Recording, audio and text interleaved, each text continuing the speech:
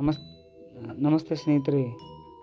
ಯಾವುದೇ ಬೆಳೆಯು ಅತಿ ಉತ್ತಮವಾಗಿ ಬೆಳೆಯಬೇಕು ಎಂದರೆ ಆ ಬೆಳೆಗೆ ಯೂರಿಯಾದ ಪ್ರಾಮುಖ್ಯತೆ ಎನ್ನುವುದು ಬಹಳ ಮುಖ್ಯವಾಗಿದೆ.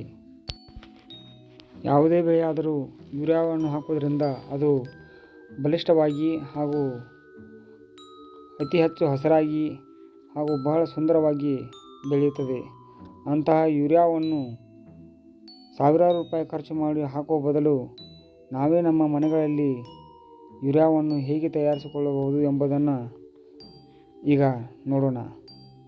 ದೇಶಿ ಆಕಳ ಗೋಮೂತ್ರದಿಂದ ಮತ್ತು ಮರಳಿನಿಂದ ಈ ಯೂರಿಯಾವನ್ನು ತಯಾರಿಸಬಹುದಾಗಿದೆ.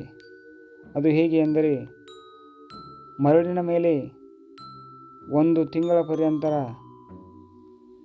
ದೇಶಿ ಆಕಳ ಗೋಮೂತ್ರವನ್ನು ಸಿಂಪಡಣೆ ಮಾಡುವುದರಿಂದ ಯೂರಿಯಾ ಎನ್ನುವುದು ತಯಾರಾಗುತ್ತದೆ.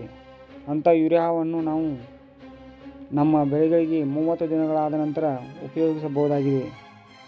ಹೀಗೆ ಮಾಡುವುದರಿಂದ ರೈತರು ಯೂರಿಯಾಕ್ಕೆ ಖರ್ಚು ಮಾಡಬೇಕಾದ ಹಣವನ್ನು ಉಳಿಸಿಕೊಳ್ಳಬಹುದಾಗಿದೆ ಹಾಗೂ ರಾಸಾಯನಿಕವಲ್ಲದ ಸಾವಯವವಾಗಿ ಯೂರಿಯಾವನ್ನು ತಯಾರಿಸಿಕೊಂಡು ಕಡಿಮೆ ಖರ್ಚಿನಲ್ಲಿ ಅಧಿಕ ಆದಾಯವನ್ನು ಗಳಿಸಬಹುದಾಗಿದೆ.